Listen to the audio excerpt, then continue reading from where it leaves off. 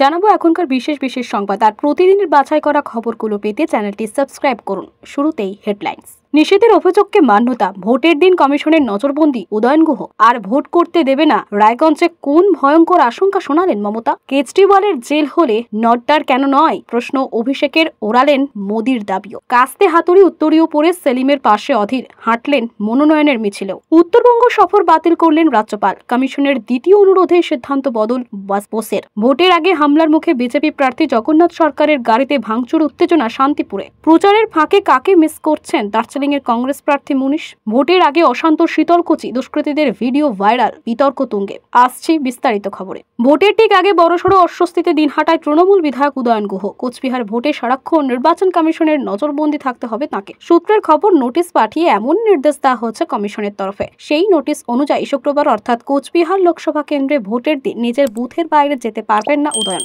আসলে তাকে নজরবন্দি করার জন্য কমিশনের আবেদন জানিয়েছিলেন বিজেপি প্রার্থী নিশীথ। তার আবেদনকে মান্যতা দিয়ে কমিশনের এই পদক্ষেপ বলে মনে করা হচ্ছে। যদিও উদয়ন গুহর দাবি, তিনি এখনো কমিশনের তরফে কোনো নোটিশ পাননি। শুক্রবার থেকে শুরু হচ্ছে প্রথম দফা লোকসভা ভোট। এদিন রাজ্যের কোচবিহার সহ রাজ্যের 3 কেন্দ্রে ভোট গ্রহণ। তার আগে বুধবার দিনহাটায় তৃণমূল বিধায়ক উদয়ন গুহর গতিবিধি নিয়ন্ত্রণে আর্জি জানিয়ে কমিশনের দ্বারস্থ হয়েছিল বিজেপি প্রার্থী নিশীথ প্রামাণিক। কমিশনে লেখা চিঠিতে তিনি লেখেন, আপনারা জানেন যে উদয়ন গুহ যাবতীয় গুন্ডামির মূল, এবং তারপরে উদয়নের ওপর আরোপ জারি করা হয়। 2024 লোকসভা নির্বাচনে বিজেপি জিতে গেলে দেশে আর ভোটই হবে না। এবার ভোটকে তাই সব থেকে ভয়ঙ্কর বলে দাবি করলেন মুখ্যমন্ত্রী মমতা বন্দ্যোপাধ্যায়। এদিন রায়গঞ্জ সভা থেকে আশঙ্কা প্রকাশ করেন তৃণমূল নেত্রী। রায়গঞ্জ কেন্দ্রে দলের প্রার্থী কৃষ্ণ কল্যাণীর হয়ে সভা করেন মমতা বন্দ্যোপাধ্যায়। আর সেই সভা থেকে বিজেপিকে তীব্র আক্রমণ করেন তৃণমূল নেত্রী। বিজেপি দেশের গণতন্ত্রকে হত্যা করছে বলে অভিযোগ করেন তিনি। বক্তব্যের শেষ দিকে মুখ্যমন্ত্রী অভিযোগ করেন, বিধানসভা নির্বাচনের আগেও অনেক বড় বড় কথা বলেছিল, এবার বিজেপি গোটা দেশে 200 আসন পাবে না।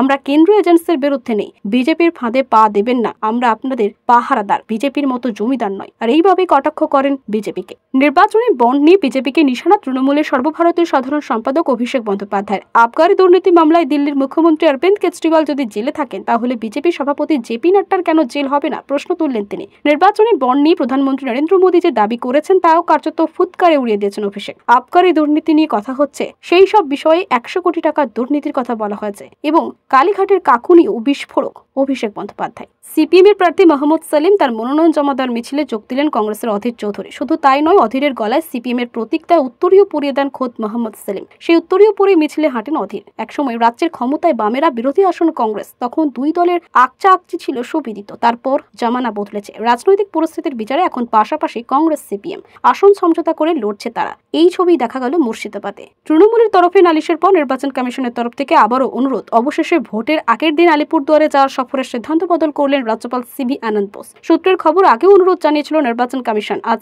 আবারও উত্তরবঙ্গে সফর না করার জন্য অনুরোধ রাজ্যপালের কাছে। এরপরে সিদ্ধান্ত বদলের কথা জানানো হলেও রাজভবন সূত্রে। তার বিবৃতিতে রাজ্যপাল জানান, আমি আমার চারপাশে অস্বস্তিকর রাজনৈতিক বিতর্কে জড়াতে চাই না। ইমেল, টেলিফোন 24x7 এর মাধ্যমে পিস রুমে রাজ্যের মানুষের কাছে উপলব্ধ রয়েছে। ভোটের মুখে হামলার শিকার রানাঘাটের বিজেপি প্রার্থী। তার গাড়িতে ব্যাপক ভাঙচুরের অভিযোগ তৃণমূলের বিরুদ্ধে। ঘটনাকে কেন্দ্র করে তুমুল উত্তেজনা নদিয়ার শান্তিপুরে। পুলিশের উপস্থিতিতে আয়ত্তে আসে পরিস্থিতি। জানা গেছে, শান্তিপুরের থানায় আর পাড়া এলাকায় ডাংলিকা গ্রামে এক ব্যক্তির কাছ থেকে পুকুর লিজে নেওয়া হয়েছে রানাঘাটের বিদায়ী সাংসদ তথা বিজেপি প্রার্থী জগন্নাথ সরকারের। গ্রামের মানুষের অভিযোগ, সেই পুকুরের পাশে গাছ কেটে বিক্রি করে দিচ্ছিল সাংসদ। আর সেই ঘটনার প্রতিবাদ করে স্থানীয়রা। বৃহস্পতিবার কেটে রাখা গাছ নিতে যেয়ে বাধা দেয় গ্রামবাসীরা। সেই খবর পেয়ে বৃহস্পতিবার দুপুরে জগন্নাথ সরকার ঘটনাস্থলে যান। অভিযোগ, তখনই এলাকার বাসিন্দারা সাংসদকে এলাকায় ঢুকতে বাধা দেয়। স্থানীয়দের দাবি, পাল্টা এলাকায় 2 যুবককে মারধর করে সাংসদের দেহরক্ষীরা। নির্বাচনী ময়দানে নেমে লাগাতার কঠিন প্রতিদ্বন্দ্বীদের মুখোমুখি পড়তে হচ্ছে তাকে। পোড় খাওয়া রাজনীতিবিদদের রক্তচক্ষু উপেক্ষা করেও নির্বাচনী ময়দানে দাঁতে দাঁত চেপে লড়াই চালাতে পিছপা হচ্ছেন না তিনি। দিনভর পাহাড় থেকে সমতল বাম ও কংগ্রেস কর্মী সমর্থকদের সঙ্গে নিয়ে লাগাতার প্রচারে ঘাম ঝরাতেও দ্বিধাবোধ করছেন না। তবে দিনের শেষে প্রায় 1550 কিলোমিটার দূরে থাকা নিজের প্রিয় সার্মীয় ওরিওকে একেবারের জন্য ভুলতে পারছে না কংগ্রেস প্রার্থী মুনিশ তামাক। দিল্লির বাড়িতে থাকা পোষ্যটির খাওয়া দাওয়া ঠিকমতো হচ্ছে কিনা তাও লাগাতার খোঁজ নিচ্ছে পরিবারের লোকেদের নিয়ে। তৃণমূলের বিরুদ্ধে অস্ত্র নিয়ে ভোটারদের ভয় দেখিয়ে অভিযোগ তুলেছে। তাদের দাবি, গতকাল রাতে শীতলকুচির সতীপুকুর এলাকায় অস্ত্র দিয়ে ঘোরাঘুরি করছিল 3 যুবক। একজনকে ধরে শীতলকুচি থানার পুলিশের হাতে তুলে দেয় বিজেপি কর্মীরা। বাকি 2 জন পালিয়ে যায় বলে অভিযোগ। বিজেপির অভিযোগ, ভোটের আগে এলাকায় সন্ত্রাসের পরিবেশ তৈরির চেষ্টা করছে শাসক দল। তৃণমূলের প্রতিক্রিয়া এখনো মেলেনি।